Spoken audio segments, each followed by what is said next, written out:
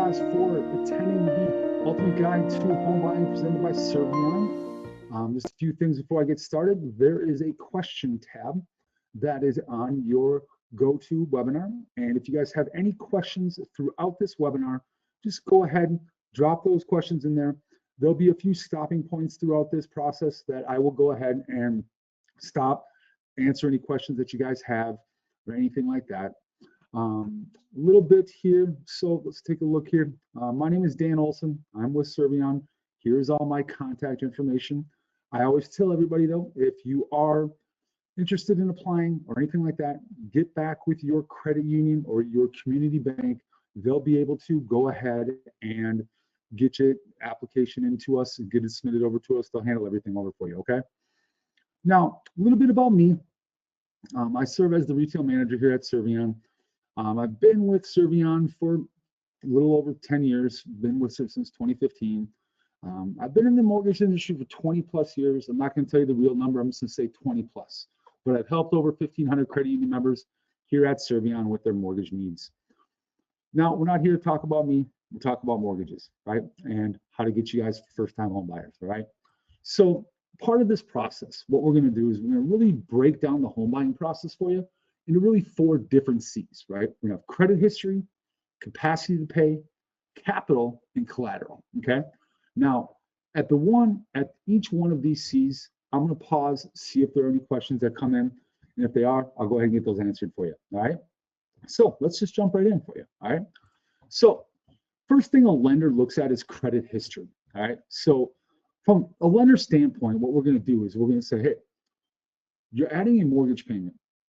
How's this going to impact your overall, financial situation, right? So, hey, you've got your current debts. You're going to have a large mortgage payment in there, right? We're going to look at your past payment history with other creditors and just kind of determine, hey, how have you paid those, right? Have you always made your payments on time? Did you have any difficulties in the past, right? If you had any difficulties in the past as far as late payments or anything like that, what we're going to do is we'll kind of dig into that, right? We'll just kind of, hey, why was that late? Did you guys have a certain circumstance, right? Was it just a one-off situation, right? Let's kind of dig in that for you, right? And we'll also kind of look into your credit history as far as like any collection accounts or anything like that, kind of figure out where those are coming from, right? And then we're really going to talk about minimum credit standards. And what that really means is like, what's your minimum credit score needed for each type of loan? Now, I will tell you that I'm going to kind of bring that piece into it when we're talking about in the 3rd C for you, okay? So we'll go on minimum credit scores in a little bit for you, but as far as credit history goes, when we're talking about a rule of thumb as far as credit history, right? When you're looking at buying a mortgage, the first thing, hey, I want to buy a house. Well, you want to make sure that you're going to have no late payments on anything within the last 12 months, okay? And what that really means is that in the last 12 months, no 30-day late payments, right? If you're 3 days late on a credit card or anything like that, that's not a late payment to us, right? That's just a standard late payment. You're going to get charged by your credit card company, right? But a 30-day late payment, you want to make sure that you stop having any 30-day late payments and have 0 late payments within the last 12 months, right? Now, when you're especially just starting to establish credit, what you're going to want to do is you're going to want to have multiple credit lines and basically with a history of 1 to 2 years, okay? And what that means is credit lines is that you can have 1 or 2 credit cards, right? Or maybe 2 credit cards and an auto loan or a personal loan or something like that, right? You want to establish some credit and you want to have multiple accounts, right? So that's where you're going to have 2 to 3 different accounts, right? Now, the easiest way to build credit is to get a credit card. And a lot of people always tell you, hey, go get a credit card. Well, you get a credit card, next thing you know, like if you're in Minnesota, you just got dumped on with snow on Sunday, and you're like, well, I'm sick of this snow, I want to go to Florida, right? So got my new credit card, might as well just buy a plane ticket and go down to Florida and get out of the snow for a little while, right? Now, you might have to deal with TSA, but hey, you're going to get out of Minnesota, right? But that's the one thing a lot of people don't always tell you is that on a credit card, don't go ahead and max that out, right? To maximize your overall credit scores, what you want to do is that you want to keep a credit card balance between 20 and 30% of whatever that credit limit is, right? So if it's $1,000 limit, you want to keep a balance on there between $200 to $300, which is 20 to 30% of whatever that limit is, right? And that's going to maximize your overall credit scores for you, okay? Now, anytime that you have more than 50% of that credit card used, that's actually going to bring your credit scores down, right? So if you have your credit card maxed out at $1,000 with $1,000 limit, that's actually bringing your credit score down in a negative way, right? And keeping a balance at zero, or technically even paying it off on a monthly basis, is also hurting you too, because whenever that credit card reports, it might report a high balance or it might report a zero balance, right? Zero's not doing any good because you're not having any credit then. High limit is bringing your credit scores down. So the sweet spot for credit cards is 20 to 30% of whatever that limit is for you, okay? Now, when we're talking about credit scores, right, there's really 5 factors that I talk about as far as credit scores go. And now this is throwing me off there, so hold on, let's go back there. Well, I don't know why this is doing this, but let's go ahead and I'll kind of talk to you about that, right? So you're going to have credit scores is really based off of outstanding balances, which is basically about 30% of your credit score. Payment history, which is going to be about 30% of your history too. Then you got types of credit is going to be 20%. And then you have types of inquiries. Now, as far as inquiries go, what's going to happen there is that inquiries is going to be something that a lot of people talk about, is that with credit inquiries, hey, I got a credit inquiry, 15 credit inquiries, is that going to really hurt me? Well, it really depends. If you have a high credit score of, say, 800, as far as that goes, that you have 15, 20 credit score inquiries, hey, that's really not going to affect you, right?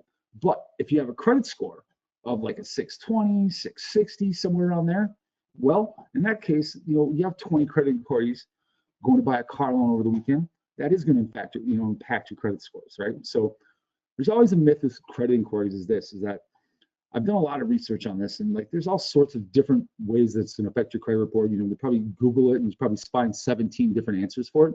But a general rule of thumb is for credit inquiries is that you want to have 6 inquiries every 6 months, and that's not going to affect your credit report. So if you are going to go look at buy a car, I would say get back with your credit union or your community bank, get pre-approved by them. There's only 1 credit inquiry, and then that way you can just go ahead, right, to the car dealership and get that taken care of, right? So that is credit score and credit.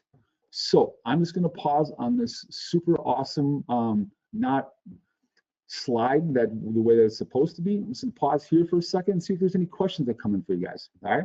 So let's take a look here if any questions come in, and if there are, we'll get those answered. If not, I will just jump right into the next C for us. All right. All right, so I don't see any questions in there. And all right, let's jump right into the next C for us, right? So the next C is going to be really capacity to pay, all right? So capacity to pay, what that really means from a lender standpoint, right, is that, are you financially prepared to take on a new mortgage payment, right? So we're going to take a look at your mortgage payment and all of your debts, right? And we're going to take that and look at your income, right? So capacity to pay is really kind of a fancy term for your income, all right? So we'll take your income and bring that into your overall debts, right? Your new mortgage payment, your credit cards, your student loans, personal loans, boats, motorcycles, anything like that, right? And we're going to say, how likely are you going to be able to continue to make a new mortgage payment with all your other current debt based off of your income, right? And from a lender standpoint, when we get you pre-approved, we're going to tell you, hey, what's your maximum monthly payment that you're comfortable with, right? We're really going to basically tell you, hey, based off of your income, here's your maximum dollar amount that you can qualify for, right? Now, you might qualify for a $500,000 property, but as far as you're only going to be looking at a $300,000 property, right? So we'll tell you, hey, you're pre-approved for $500,000, but if you only want a pre-approval letter for $300,000, we'll go ahead and just get you a $300,000 one, knowing that, hey, if you did find a house that you fell in love with at $325,000, good, you know that you can go up to that dollar amount, right? So we talk about rules of thumb for capacity to pay, right? Is that really you want to make sure that you have a 2-year employment history in your job, not your current job, but just employment, right? So that means that you could be at, say, Home Depot for 6 months and at IBM for 18 months, right? That's a 2-year employment history, right? Now, we're talking about employment history. There's a lot of things that, the bullet points here that I kind of talk about, right? So what if you just got out of school and now you're at a job, but you want to buy a house, right? You got a good, steady salary and you want to buy a house, right? Well, that's good. When you're buying a house, if you are in school previously to working at your new job, I can actually use your schooling history as part of your employment history, right? As long as in your current job for basically 6 months, general rule of thumb, say 6 months. Say I was just at school at the University of Minnesota for the last 4 years. Now I'm at IBM for the last 6 months. Well, from a lender standpoint, we're going to look at that and say, hey, you've been at your job for 4.5 years. You can absolutely, get a job or get a mortgage, right? So the other thing about 2-year employment history is this: not everybody works a full-time job, right? Take my wife for an example, right? She works a part-time job, but she's worked at that part-time job for over 2 years. As long as she has a history of 2 years working a part-time job, she'd be able to use her part-time income, right?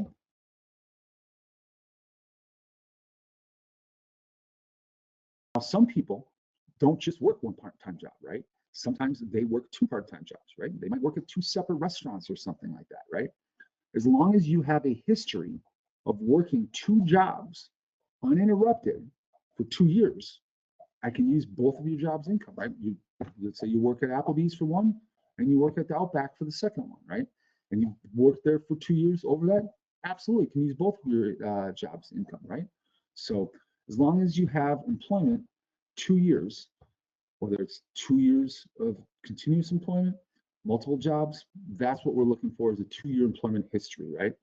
Now, from a lender standpoint, you talk about what can you afford? We're looking at your gross monthly income. So pre-tax, before taxes come out, before 401k, medical, HSA, all that stuff, right?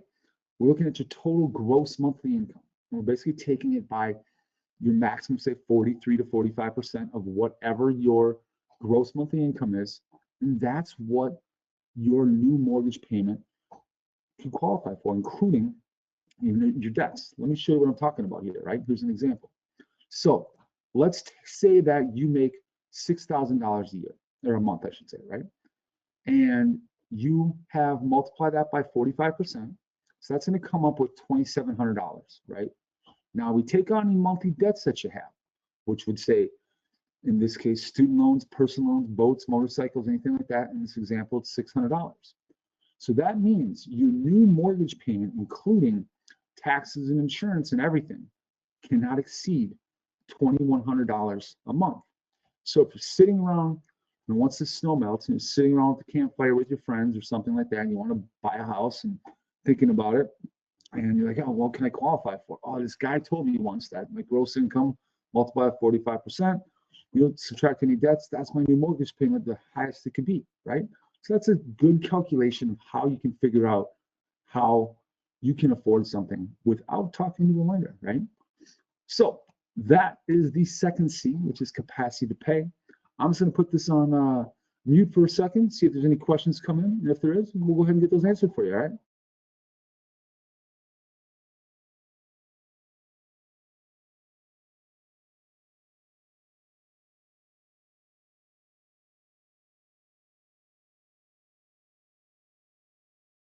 I don't see any questions, so let's jump right to the next one, right?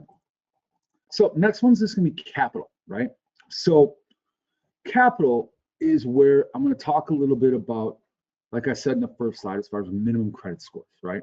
So first in capital, when you apply for a mortgage, one of the things first things we're going to ask you is that, hey, planning on buying a house, how much are you looking at putting as down payment? Do you have a set dollar amount, a certain percentage? What's your plans or thoughts there, right?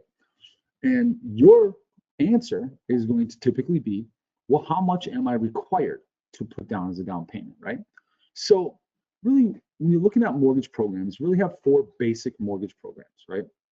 And the first one is going to be basically have a USDA loan.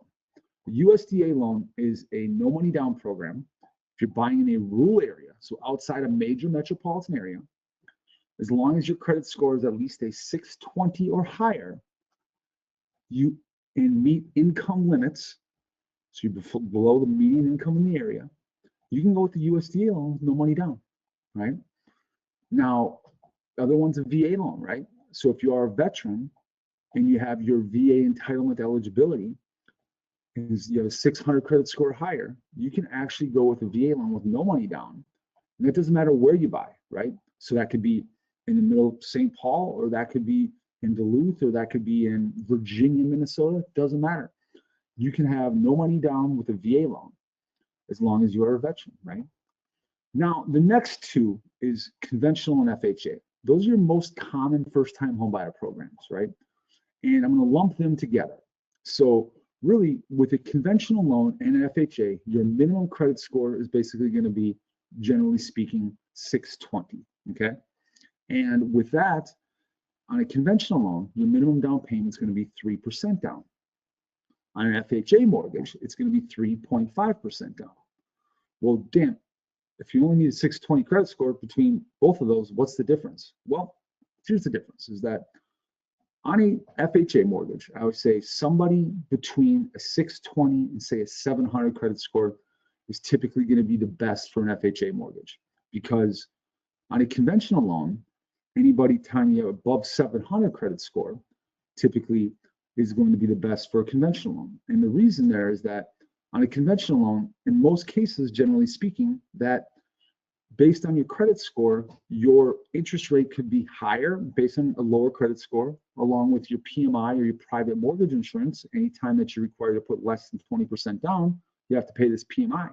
And that could also be higher based on your credit score. So with an FHA mortgage, if your score is between a 620 and a 700, that's going to put you into the best mortgage rate and the best overall mortgage program. So that would be 3.5% down. If your credit score is higher than 700, you can go with a conventional loan with 3% down. Now, taking those 2 loans a little bit further is that I mentioned PMI before, right? On an FHA mortgage, you're stuck with the PMI or the private mortgage insurance for the life of the loan. The only way you're going to get rid of the PMI is if you ever refinance from an FHA mortgage to a conventional loan. If you then go to a conventional loan, once you have 20% equity in the house, you're able to get rid of that PMI without having to refinance, right?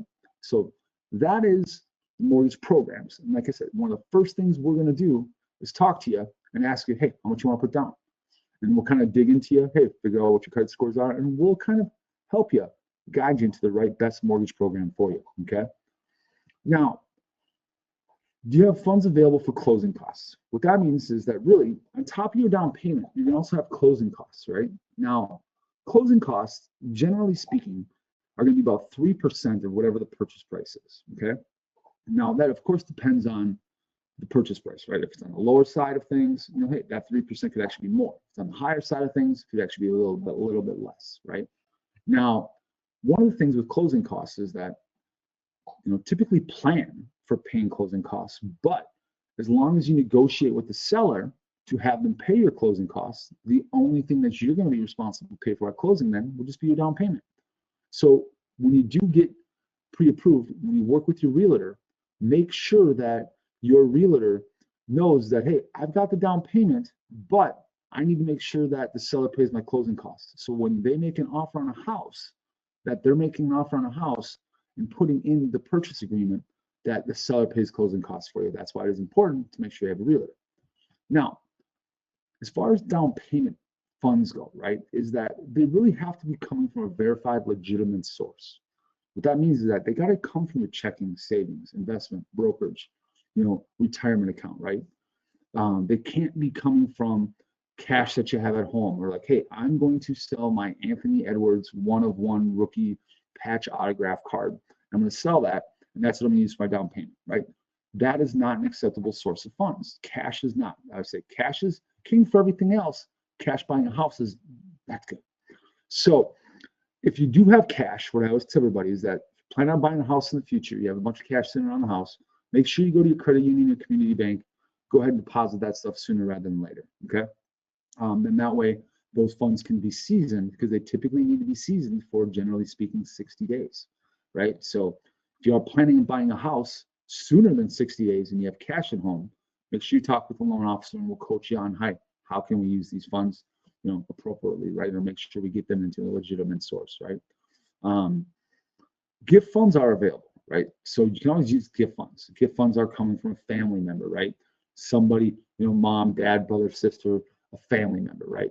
Boyfriend, girlfriend is not a family member, and boyfriend, girlfriend funds from them are not acceptable because they're not family yet, right? I always joke that, when, I'm going to get it from my girlfriend, the funds for the down payment, I was like, well, we can't use them, but hey, if you guys are engaged, you guys can use them. So, hey, congratulations on your engagement, right?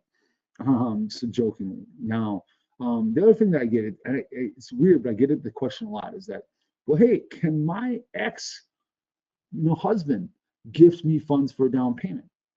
No, because he's your ex-husband or ex-wife, right? That you guys are an ex, so he's not part of the family anymore. So I always bring it up because it's weird. I get that question a lot. Or say more than normal, right? So when you talk about rules of thumb as far as capital, right, is that generally speaking, make sure that you plan on at least having 3.5% down, whatever purchase price you're looking for, right? So that amount's going to vary depending on what program you go with, but hey, how much do I need to save up, right? What do I need to do? Plan on having at least 3.5% down.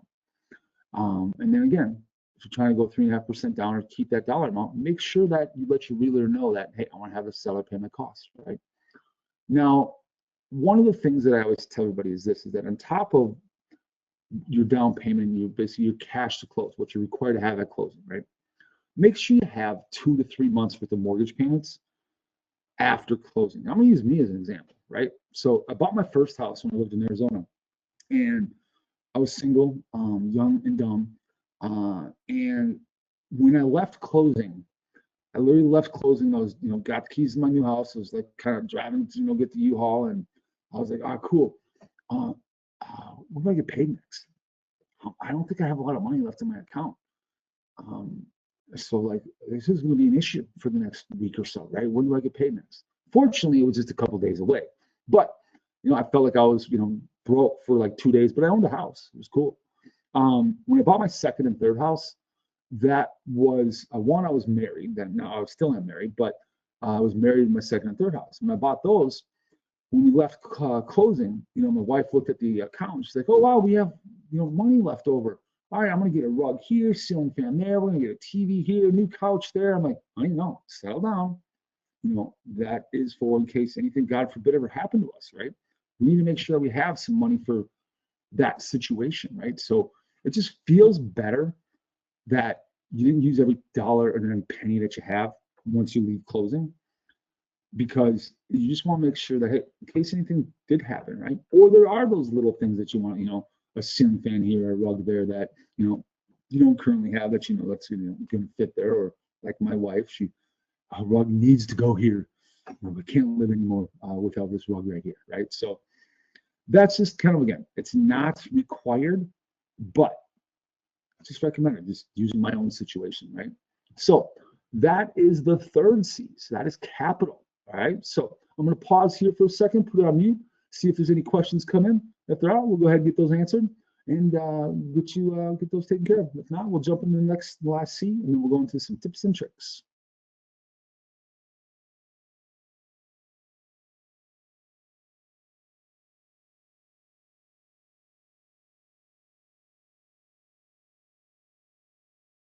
All right, I don't see any questions. So let's jump right into collateral for us, right? So last C here is collateral, right? So when you're looking at buying a house, you're really looking at, a condo, a townhouse, a single family home, a multi-family house, which is anywhere between 2 to 4 units, or a manufactured home. Oh, there's a question. So let's answer this before I jump into this collateral stuff for us, right? So what if you want to buy a house, but you're not married, What if you want to buy a house with someone, but you're not married or family? That is fine. So you can, boyfriend, girlfriend buying a house, that's completely fine. They're just friends, right? Actually, when I bought my first house, I bought it with one of my buddies, right? Um, it's completely fine to do that, right? As long as you both are going to be occupying that house, as both be on the mortgage, not a problem at all. It's just the boyfriend girlfriend thing. If there's the boyfriend on the loan and the girlfriend's not, you can't use the girlfriend's money because she's not on the mortgage. So it's always easier to have boyfriend girlfriend on the loan together. So hopefully that answers your question. A great question. So like I said, buying properties, you got those type of properties: condos, townhouse, single family, multifamily, which is 2 to 4 units, or manufactured homes, right? From a lender standpoint, what we're doing is that when you're looking at a condo, we're not only approving you as the borrower, we're also approving the condo complex, right? To make sure that they're an approvable association, right? We don't want you buying into a condo that ends up having the pool is all, as far as is green when it's supposed to be blue. As far as everything's not trimmed, grass isn't cut, and anything like that, or stuff's falling apart on the outside. We don't want to do that. So we want to make sure that they're an approvable condo complex. Townhouse and single family, they're basically the same. The only difference is that on a townhouse, somebody else is mowing the lawn. On a single family home, that's your job, right? And then multifamily properties, anywhere from 2 to 4 units. So those are acceptable, right? It's just that, that's like duplex or 3 or 4 unit properties, right? Then you got manufactured homes. Those are a little tricky. We do them, but they just have to be, kind of a double wide or bigger, on a permanent foundation, on your own land, and stuff like that. There are certain requirements. If you are looking at buying a manufactured home, I always tell everybody, hey, make sure you let us know up front, and we'll coach you that, hey, this is what you need to make sure if you're buying a manufactured home, what meets those standards, right? So make sure you let us know in that case, right? And then really, we're going to say, you're looking at, hey, I'm buying this house. How do I know the value of this property that you're buying is really worth it, right? Well, 2 things. One, that's where the realtor comes into play, because they'll be able to pull up comparables in the area. So yeah, this house is absolutely worth it. We're getting a good deal. Hey, we're going to have to overpay for this house to get this house. There's multiple offers, whatever. Realtor is always key in this place, right? But ultimately, we as the lender are going to order the appraisal, right? And the appraisal is going to really determine to make sure that, hey, if you're buying a house for $300,000, that the appraisal comes in at $300,000, or if it comes in less, or if it comes in more, right? That's what's going to determine the value of that property for you, okay? So that is collateral. That is the last C. So let's see if there's any questions come in. We'll get those answered. And then we'll kind of just jump into some, what do you need, and some tips and tricks for you, okay? So, all right. Well, that was just for saying thank you. Well, you're welcome. All right. So I don't see any other questions come in, but if you do, again, just go ahead and type in some questions. I'll get those answered for you.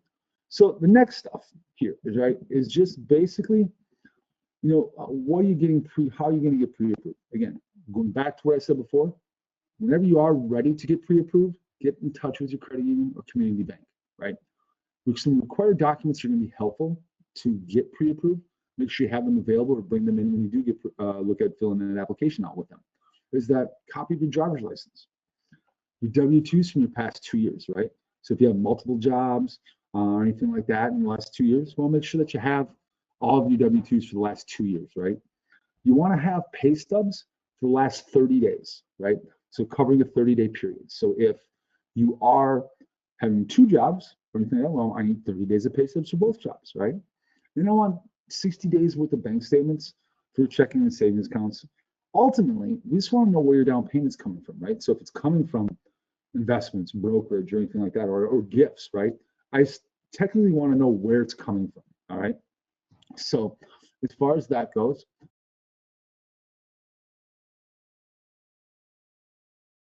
so then as far as that, as long as I know where it's coming from, that's all we're really looking for in that case, right? Now, other helpful documents is going to be this, is that really 2 years of tax returns if you're self-employed, all pages of personal and business returns.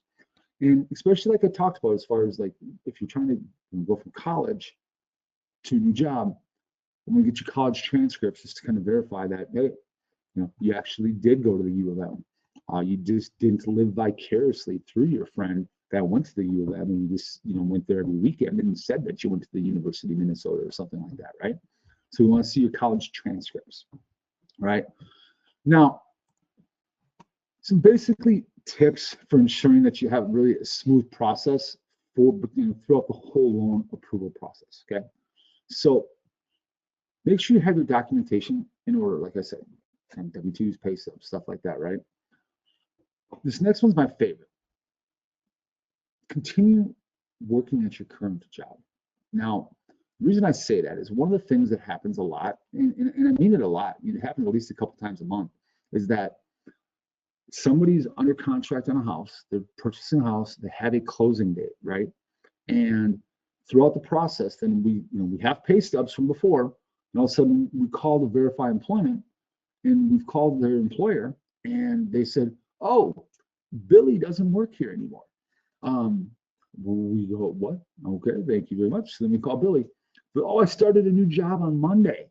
It's for more money, but so it shouldn't impact anything. Well, Billy, it absolutely impacts you, because now some cases, some loans that we do might need 30 days worth of pay stubs. If you're trying to close in 2 weeks from now, well, you're not going to have 30 days of pay stubs at your new job, right? So now we have to call everybody and tell your realtor and everybody involved and let them know that, hey, guess what? Billy can't close in 2 weeks because we need 30 days of pay stubs because he didn't tell us that he was switching jobs. So if you are thinking about switching jobs or anything like that throughout the process, let us know up front. We can coach you like, hey, cool, trying to close here, you need to do this after closing, or this is how you can do this to make sure that we still on closing on time, all right? Avoid large purchases. So, hey, you just buy a new house, you got a 3-car garage, but you only got 1 car. Hey, I need to get a boat for the second stall. I need to go get myself, a side-by-side for the 3rd stall. My neighbors need to make sure they look cool. Do that after buying the house. Don't do that when you're trying to buy a house, right? Keep your credit as you normally would. Don't make any changes. So, like I said there, as far as credit cards go, keep your balances between 20 to 30% of where the credit limit is, right? Don't go out there and, all right, cool, I got pre-approved. Now I'm going to book my Florida trip, or now I'm going to book my Mexico trip, right? No, wait until after closing, because what if throughout this process that we need to then, maybe your credit report's expired, right? And we have to re-pull up your credit report. Now, your credit card limits were between 20 and 30% before, but now we pull them up and they're all maxed out. Well, that's going to bring your credit score down. That could impact your approval now. All of a sudden, we had you approved. Now, all of a sudden, we don't, based on your credit score dropping. So keep everything the same as when we get you pre-approved, right? Don't go get new stuff. Don't max out your stuff afterwards, right? Avoid transferring funds between accounts. So what that means is that, if you have an account with Fidelity, right, or like your 401k, and you're planning on using those funds to purchase this house, right? Well, in that case, make sure that don't transfer funds yet until we kind of coach you on how to do that, right? Because we need to see some documentation. We need to see your retirement account. We need to see updated bank statement showing the deposit.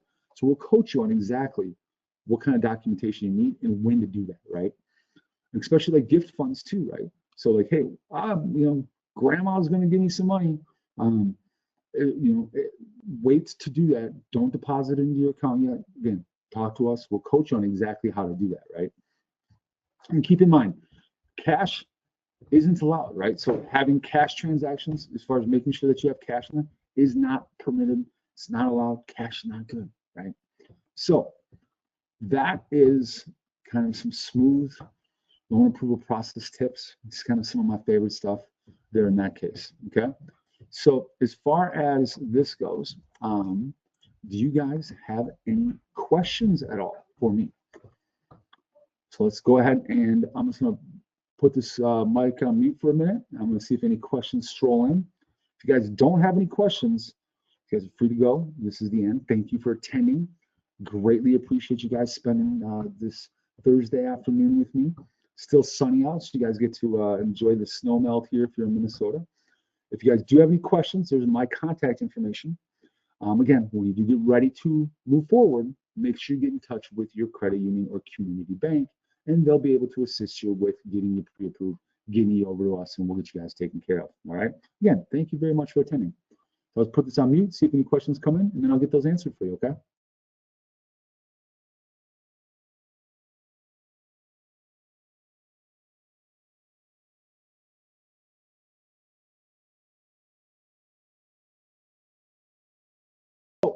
Stock accounts, right? So the question is, what's my thoughts on stock accounts? Stock accounts are fine, right? It's just when you do, we plan on using those funds for purchasing a house. What we're going to do is just say, hey, let's say you have a, an E-Trade account or something like that, right? And that we're going to need to see your E-Trade account showing that, hey, this is how much was in there. We sold your stuff. Money is X. We're going to transfer that to your bank account. So let's kind of get your statement from your stock account and your updated bank statement, right? Not a problem.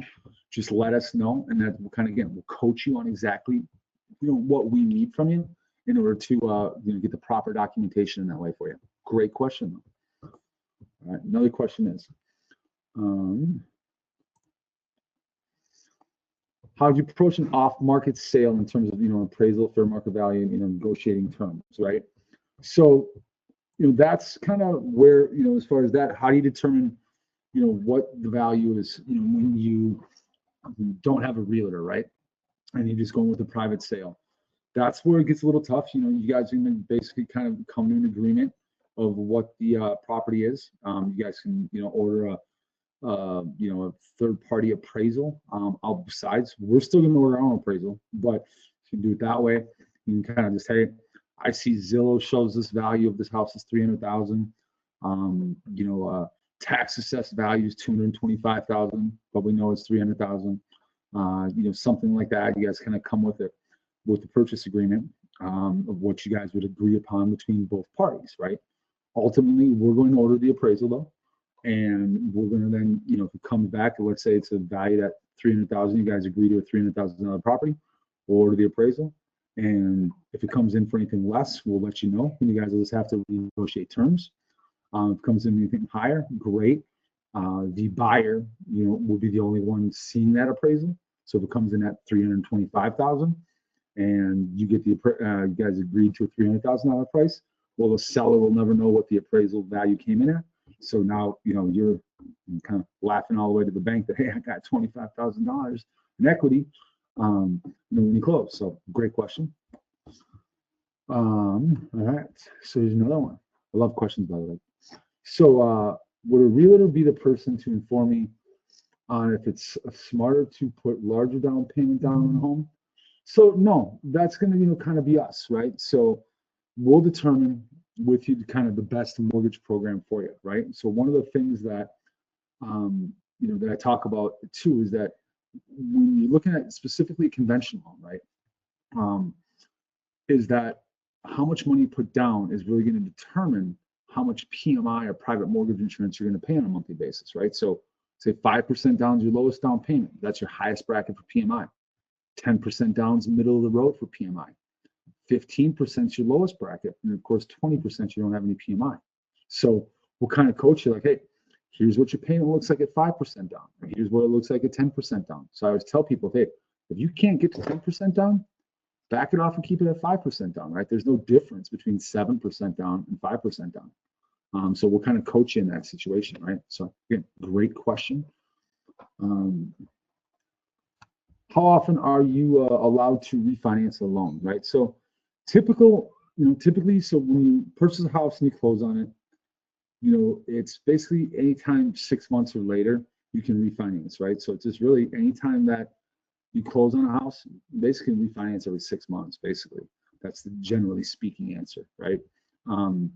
Now there comes a time to where, it's going to make sense to do that every 6 months or anything like that, right? Because you got costs of refinancing that gets financed in a loan. So the more you refinance, the more costs get into, added to your loan, which then, again, when it's getting added to your loan, that's kind of taken away from your equity. So just want to make sure that when you do refinance at any time, that it's beneficial for you, right? We always call it a benefit to the borrower, right? So you want to make sure that it makes sense to you, that, hey, you're saving X dollar amount on a monthly basis, closing costs are going to be X. you're going to recoup these closing costs in 2 years. So as long as you're there for 2 years or longer, this refinance is going to make sense, right? So that's kind of what we look at when we talk about refinancing. So great question. All good questions, by the way. There's no bad questions. Let's just kind of hang around here for a second, see if there's any other questions that come on, and get those answered for you guys.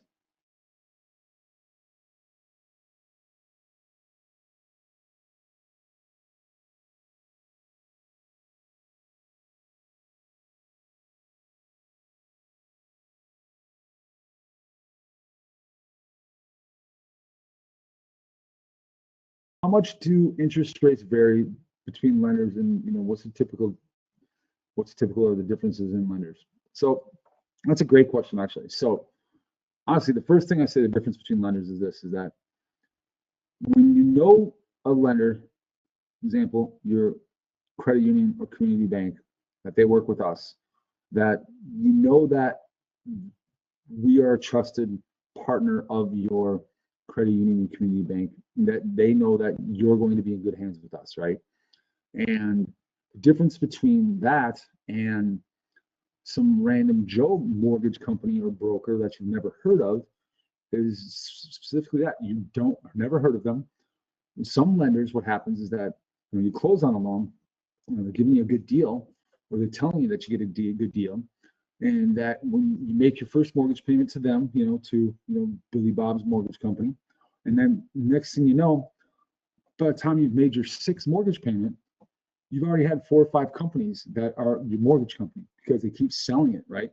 Hey, mortgage company, you want a mortgage. Then next thing you know, you have no idea. You start off with somebody, and you might end up with 4 or 5 different places before you actually end up with your final mortgage, right? And at that point, they still then could sell it down the road, years down the road, right? And you never know anything with that, right? The good thing with, for example, us, is that your mortgage always stays with us, right? So when you close, when you make your first mortgage payment to Servion, you will always make your mortgage payment to Servion, right? We're not going to sell your mortgage in the secondary market or anything like that, I should say, to any other bank. We're going to always service it for you, right? So we're going to be your servicer for the life of your mortgage. So you'll always know when you make your mortgage payment, who you're making it to. And it's a lot easier than calling a bigger company that, take, for example, Wells or something like that, try to call them. You might be on hold for 30, 45 minutes, an hour, and end up talking to somebody maybe in India before you actually get to somebody, right? Here, we're all local here in Minnesota, super easy. And your credit union or community bank also has a direct dial into us too. So if you ever need anything, you reach out to them, and they can help you out too, and get in touch with us, and we'll get everybody taken care of, right? So that's the good thing there. But going to answer the question as far as rates are going to vary depending on company, right? So we might be an 1/8 of a percent better in interest rate one day than a lot of banks. A lot of banks might be an 1/8 of a percent better than us one day, right? So they're going to vary from bank to bank. Now, you won't see one bank at 6% and another bank at 5%, right? You're going to see something, hey, at 6%, somebody else might be at 5.75 that day, right? But we might be at 5.75 the next day, and they might be at 6%, right? So banks are going to vary from bank to bank or lender to lender, but it's typically, an 1/8 or 1/4 of a percent. You're not going to see a full percent difference in that case. So that's a fantastic question, kind of 2-part question there, and I kind of went off board, but hopefully that answers your question. Next question is, are debts not counted if there's less than 10 months?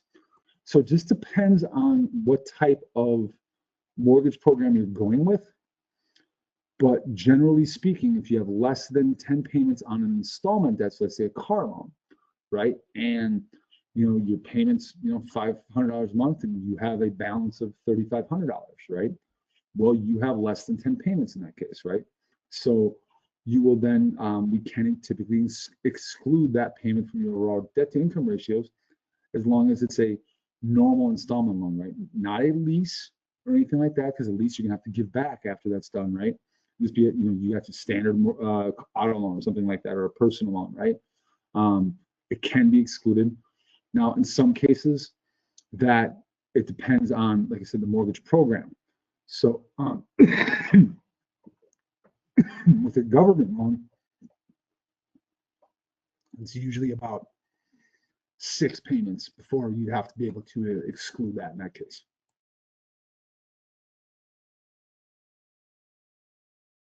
Great questions. Let's see what else. Right.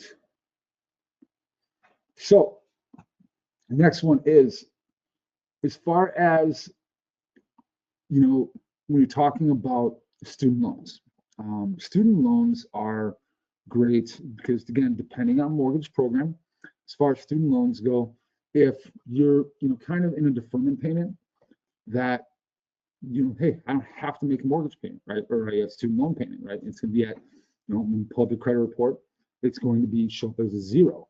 Now, from a lender standpoint, depending on the mortgage program, that we have to calculate a payment on there for your student loans, right? So if you end up having a student loan with a 0 payment on there, then some cases we have to take your student loan balance and kind of figure that in by basically say sometimes we have to use a full % of whatever that balance is. Some of the other programs, though, are only 0.5% to figure out that mortgage payment, right? And so it really depends, but we will calculate a payment based on that student loan being deferred. Now, if you're in an income payment plan for a student loan, so let's say you have a $150,000 student loan, but your payment's $36. We're only getting, and it shows up on the credit report, we're only going to use $36 as your monthly payment because that's what your income payment plan is going to show, right? So it's a great question. And again, student loans are a little bit tricky, but again, 0 means that we have to calculate a payment in that case, right? So great question. Let's see here.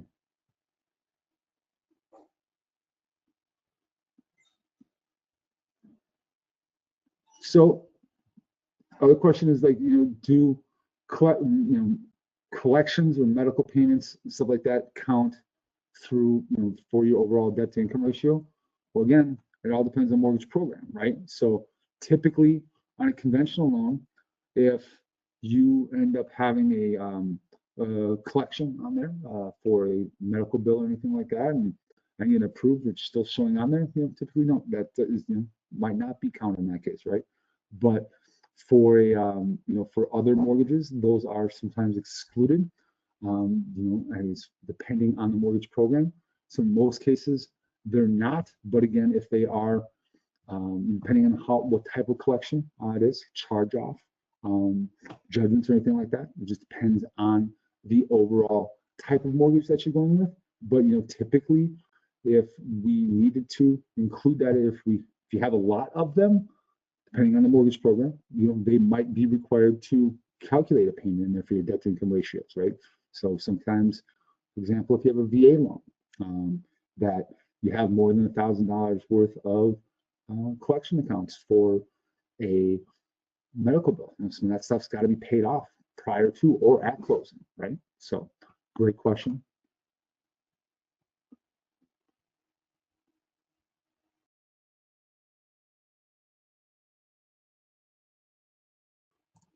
So this question here.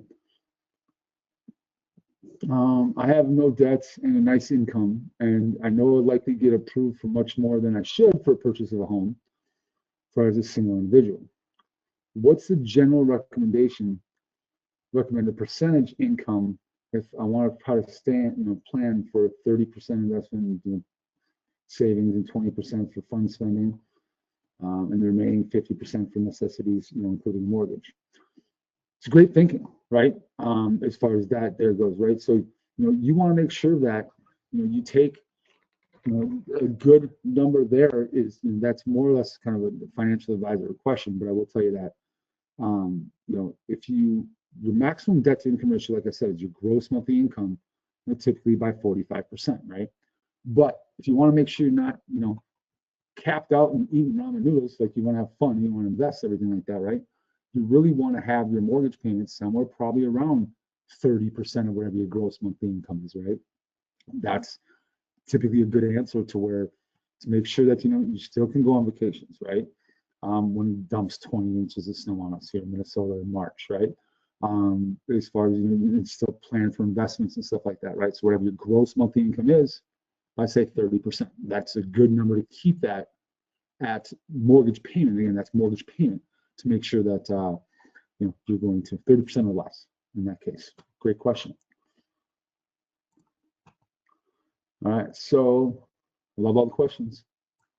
So next one here.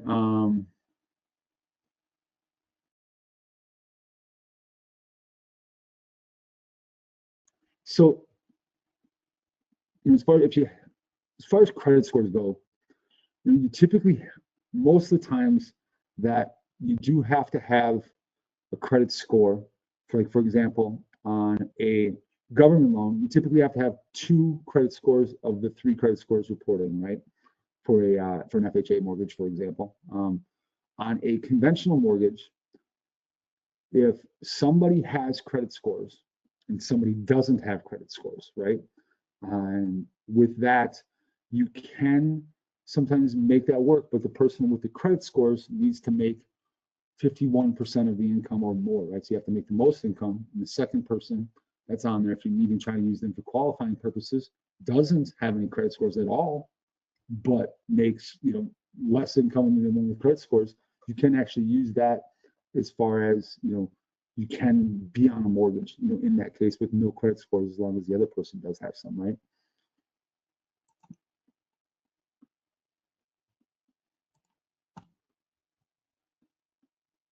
Another question is, do you have any additional tips not mentioned if someone filed in Chapter 7 bankruptcy 2 years ago? Great question. So, you know, if you're talking about bankruptcy or, you know, anything like that, like, well, I filed bankruptcy, when can I buy a house? To the general answer is, you know, to where that is, you know, 2+ years, you know, or more, right?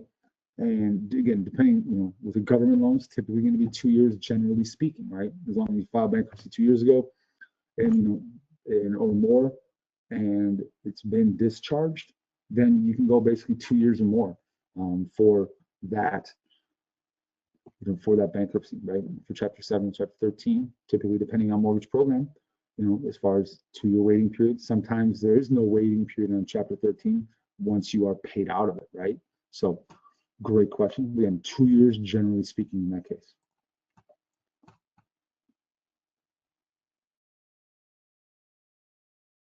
All right, I'll just put this on some more.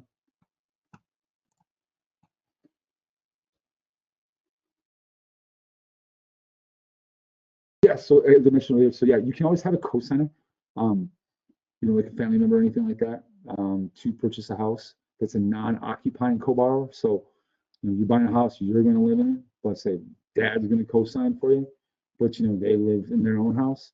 You can have a non-occupying co-borrower in that case to help qualify for a house, right? So maybe you are just out of you know, school, and maybe you are just working part-time, and you don't have a history of part-time income, and you need dad or mom to help co-sign for you. They can purchase, you can be the primary borrower, and they can be the co-borrower, right? And just be a non-occupying co-borrower and qualifying, you know, based off of dad's income to help you guys out, right? So absolutely, you can do a, you know, non-occupying co-borrower in that case.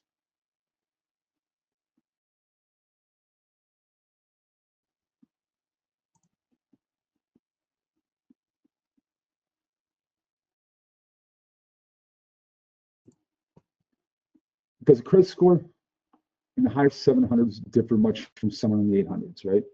It's a great question. So, you know, when you're talking about credit scores, you know, there's really brackets as far as credit scores go. There's really brackets based off of every 20 points, right? So basically, you can start at 620, and every 20 points up is kind of a bracket when you're talking about credit scores go, right?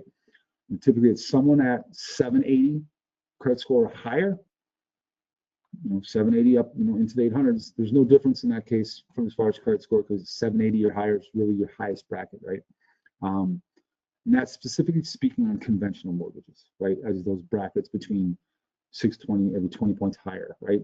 And on a government loan, USDA, FHA, or VA, you know, if you have a 640 credit score or you have an 800 credit score, It's basically be the same thing. There's no difference between the credit score when you're talking about a government mortgage.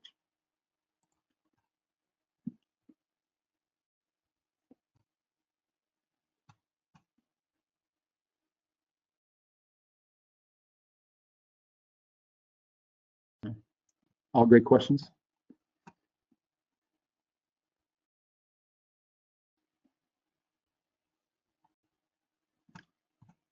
I will just put it on mute for a second, see if any other questions come in, or if my buddy from Wisconsin just keeps asking, peppering more with me with more questions. We'll see if he has any more for us. But I'll just put this on mute for a second, and then we'll answer any other questions.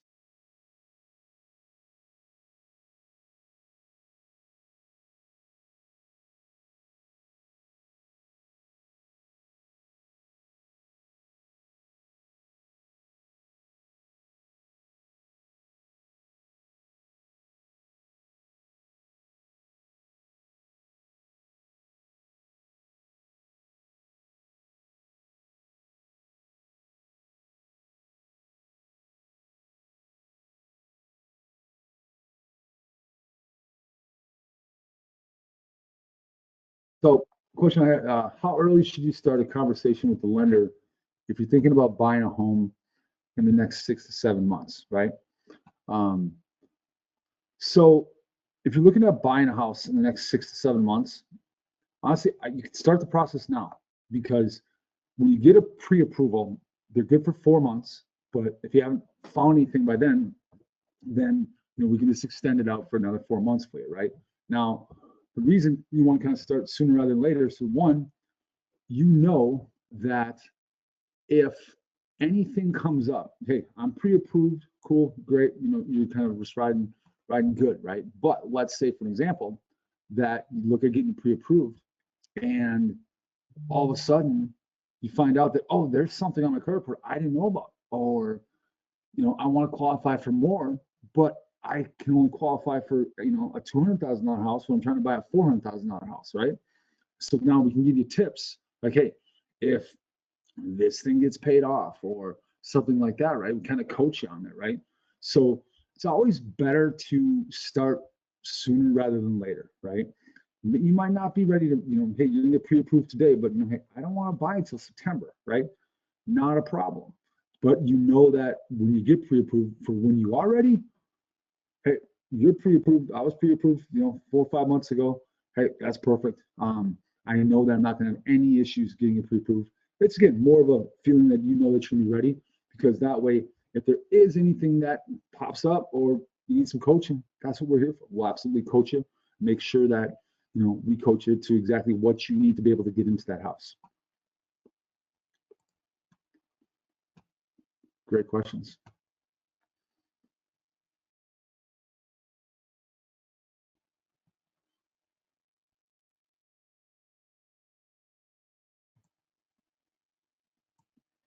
So if someone asked about, if you work, essentially seasonal jobs, to where as long as you have a 2-year history, like I said, kind of that 2-year history piece, right? And maybe you work during the summer and off in the winter, or you work in the summer, in the winter and off in the summer, right? And it's specifically seasonal, right? As long as you have a history of working 2 years of seasonal job employment, we can use your employment income along with, if you're getting unemployment too, right? So we can actually use your unemployment and your job for the last 2 years, right? So that's a great question. Seasonal employers sometimes do get seasonal customers get a little, I don't know, I'm not working right now. But yeah, no, it's absolutely something that you can absolutely use seasonal job as long as you have that 2-year history there. Great stuff.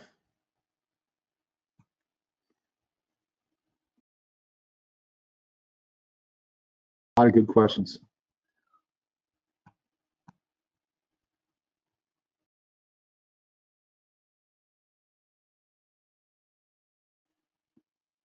And through this webinar, I try to keep it really basic for everybody, and to where then let people ask the questions if they're, more generally speaking, or not generally speaking, but more specific questions, let them ask that. And I just want to basically, through this webinar, we always just tell everybody, hey, here's just the basic stuff to, to get you into there. And when you're ready, we'll coach you from our standpoint or our partner standpoint, credit unions or the community banks. We'll make sure that we coach you to make sure that, hey, whatever you're looking to do, how do we get you there, or what you need to do, right? So that's why the webinar is there for us, to make sure that we just go over the basic stuff, kind of just give you just enough information to be able to, start looking at houses.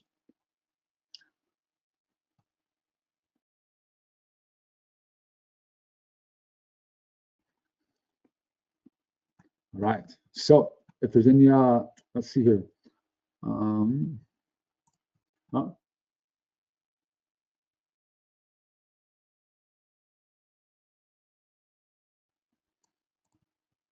so I touched on that one a little bit earlier, that about as far as the, you are going to college, and you just, got a job lined up right out of college, depending on the mortgage program, you can always use your college history as part of your employment history, right? But depending on the mortgage program, we might, sometimes we might need you there for 6 months. That's why I always say, generally speaking, but trying to buy something sooner than that, there's absolutely, we have to make sure that we know what you're looking at. Hey, what kind of offer letter do you have? When you start, and when you're looking at wanting to buy a house and everything like that. It's something that, we can, if you're always looking at purchasing something right out of college, you got an offer on a job, trying to buy something after, within 6 months, that, let us know, and we can kind of make sure that we put you in the right mortgage program, right? So when I talked about that earlier, as far as generally speaking, the 6 months is kind of a good number, right? But there are cases in mortgage programs that allow us to be able to do that.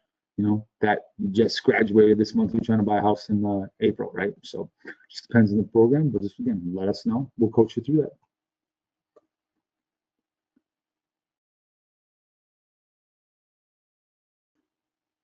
All right. My guy from Wisconsin said he's done with his questions, so that's good, I guess. I'm only joking. You know who you are. And let's see. So then, yeah, no problem. I'm glad you got some good information out of this. If you guys ever have any questions, like I said, don't hesitate to reach out to me. Reach out to your credit union, your community bank. We'll absolutely coach you into more things. If we didn't go over anything for you here, again, reach out to us. That's what we're here for. I'm glad you guys picked up with some good information here. Spending your afternoon with us, I greatly appreciate it. If you guys, if there's no more questions, I'll just wait like 30, 60 seconds to see anything else pops in. If not, I'll just go ahead and end this for us. You guys take care and enjoy the evening, all right?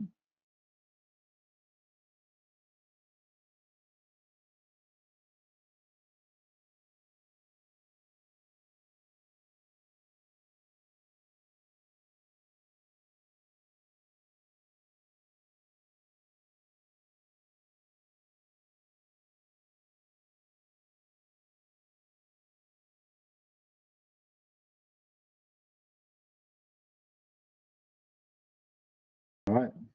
Oh, there's one more. All right, here's one. So how does tax assessed value different than market value? So that's actually a great question. I'm just going to use, each state's a little bit different, right? But generally speaking here, like Minnesota, right? So if your tax assessed value in Minnesota is, say, 300,000, typically the value of that is going to be roughly, if you get an appraisal, it's roughly going to be about 400,000. So tax assessed values typically in Minnesota, generally speaking, depending on the area and counties and everything like that, right? But it's typically 75% of what the actual value is, right? Some other states are different, right? So, I could say in Arizona, that was, the values were a lot higher when I lived there. They were a lot higher than the actual tax assessed value, right? So just depends on what state. But I can say that you'll never see a tax assessed at the exact value of what the house appraised for, right? The appraisal is always going to come in higher than what the tax assessed value comes in at. So And again, sometimes I get questions like, hey, I don't want to get an appraisal because I don't want the tax assessed value, the tax assessor to get a copy of that appraisal and then raise my taxes. Well, I can tell you this, no one sees the appraisal besides us and you as the buyer, right?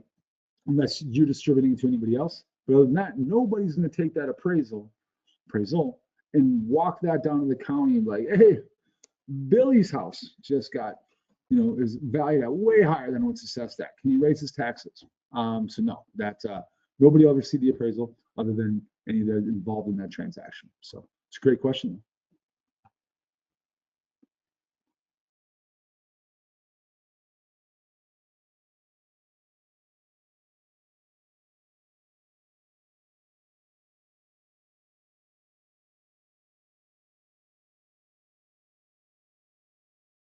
All right, I'll just wait a couple, another 30 seconds or 60 seconds or so, see if anybody else has any other questions, and we'll get out of here for the night.